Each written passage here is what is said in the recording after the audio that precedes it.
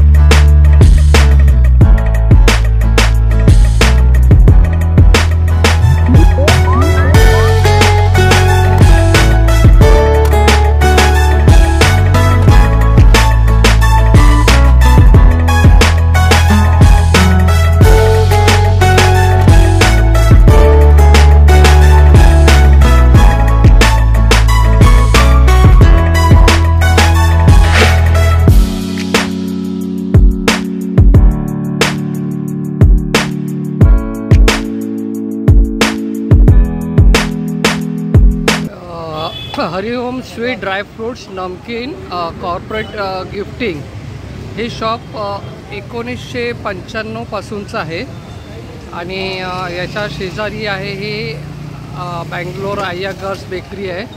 त्याच्या बाजूला TGSBचं ATM centre आहे, पुढे अपोलो फार्मसी आणि पुढे कोपऱ्यावर वेलकम आहे।